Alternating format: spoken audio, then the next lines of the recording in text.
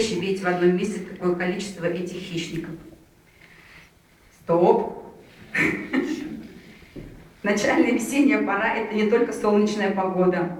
К слову говоря, весна в этом году была затяжная и длинная. Погожие дни были напересчет, и тепло очень долго не приходило в наши края. Но южные вешние воды все же сломали двухметровый ледяной панцирь на Енисее в срок, а именно в начале июня. Водоплавающим птицам открылся путь к воде. Над тундрой, словно тучи, появились десятки, сотни птиц. Просторы огласились их громкими голосами.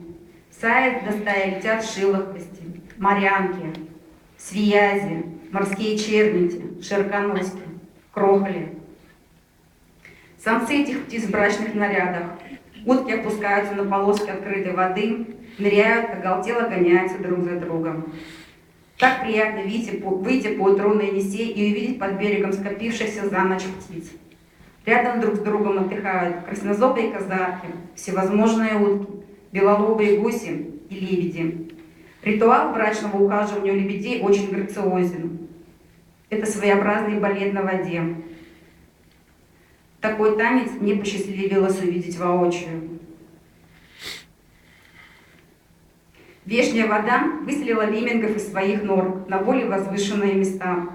У этих грызунов очень много недругов. За ними охотятся и горностаи, и песцы, и всевозможные хищники. Выглядит лемминг из своего убежища, осмотрится по сторонам, но не спешит покидать надежное укрытие под снегом.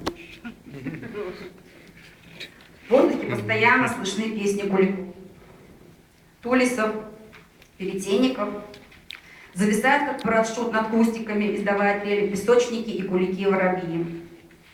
Самые крупные кульки, гнездящиеся на таймыре, это кроншнепы. Их легко можно узнать по длинному изогнутому вниз клюву. Нынче я познакомилась с ними поближе.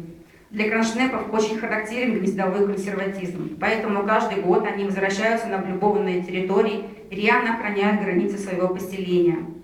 Битвы за территорию я наблюдала неоднократно. Самец кроншнепа без удержу гонял всех претендентов на свои владения. Досталось даже самцу белой куропатки, который в порыве весеннего обострения случайно залетел на его участок. Пока самец ведет боевые действия, спутница поджидает своего воина на высокой кочке. Изгнан соперник. Теперь можно и перед подругой хвост распушить и свою удаль показать. А потом вместе отдохнуть на оттаившем бугорке. Пернатые женихи белые куропатки своим поведением, песнями, перением завлекают подруг. Круглые сутки они атакуют, совершая брачные полеты в пределах своего участка. Вскоре образовываются семейные пары.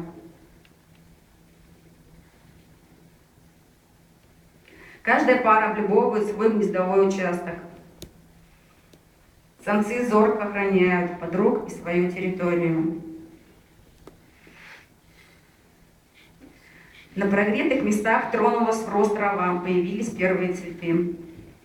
Это прострелы или сон-трава, в народе именуемые подснежниками. Освобожденная от снега бурая тундра постепенно зеленеет, весна незаметно переходит в лето. Видео.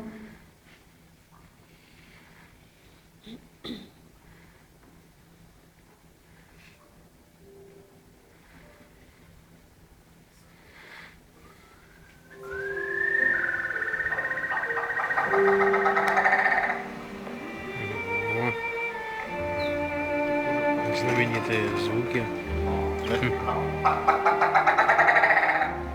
Конечно, весной, особенно в апреле.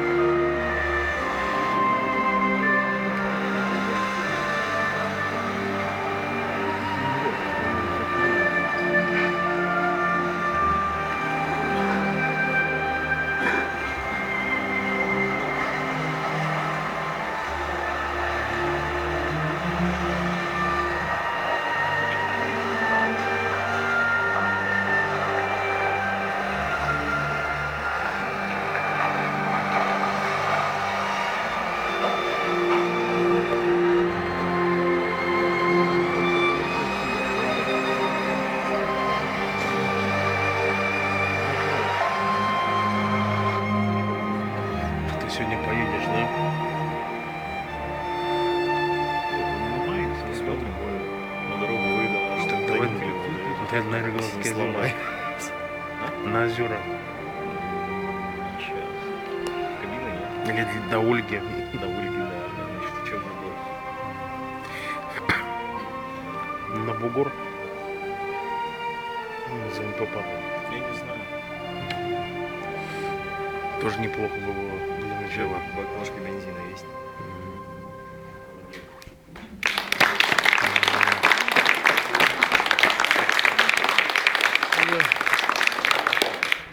С Николаем спасибо большое, мы справились. Ну что, друзья, восхищение, правда? Оля, это замечательное завершение нашего проекта, как обычно. С огромным удовольствием вручаю сертификат. Давайте Ольгу еще раз поблагодарим.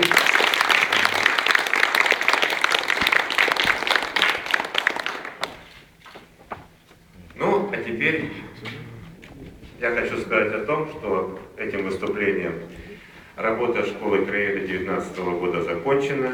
Я хочу поблагодарить всех, кто участвовал в проекте, всех наших дипломников, всех наших партнеров. Вот Федерация альпинистского лазания. Сергей, пожалуйста, перед вами. Юра Чумак, который отсутствует. Музей, который предоставлял нам все это время помещение и вот всю эту аппаратуру, это же замечательно. Издательство «Апекс», которое делало необходимые буклеты, «Северный город», который освещал все наши походы, все наши деяния и так далее. Я надеюсь, что и в дальнейшем все эти организации будут с нами. А случилось вот что. Впервые в истории фонда президентских грантов нам дали подряд третий раз возможность вести школу краеведа. Такого в истории фонда не было. Одному и тому же проекту третий раз подряд. Мы с Ларисой даже заволновались, а что ж такое случилось-то? Что мы такого с вами делаем? И начали разбираться. Значит, рейтинг работы школы краеведа оценивали 340 экспертов по всей нашей стране в разных уголках. Они отсматривали нашу заявку, отсматривали отчеты и отсматривали ссылки, которые мы давали на газеты, журналы, тоже «Северный город», сюжеты снятые и так далее. И ставили, это совершенно неизвестные нам люди в разных концах, это эксперты, которые ставили оценки совершенно независимые, от 0 до 10. Мы получили 77 баллов и заняли второе место. Что мы такого делаем? Нам до сих пор непонятно. Все же так просто, да? И вот это, наверное, нас ко многому обязывает на будущий год. Мы с вами будем собираться и на лекциях будем разговаривать о том, что мы хотим изменить, что мы хотим сделать лучше, куда сходить, где покопаться, какие темы поднять. Это мы с вами будем делать уже в новом сезоне школы краеведа. Из приятных объявлений: не надо тем, кто уже в школе, приходить по новой, как в прошлый раз. Мы сумели договориться, вы там. Те, кто написал в свое время, анкету заполнил, вы там. Только группу в WhatsApp мы переименуем ШК П-19, будет ШК П-20. А вот те, кто еще только собирается, вот вижу я тут глаза таких людей, которые только собираются, они могут прямо сейчас подойти вот сюда, вот авторучки и анкеты. И давайте уже начнем вступать. Потому что работа школы краеведа 2020 года начинается сегодня. Прямо сейчас. Ой, как сразу. Вот так вот.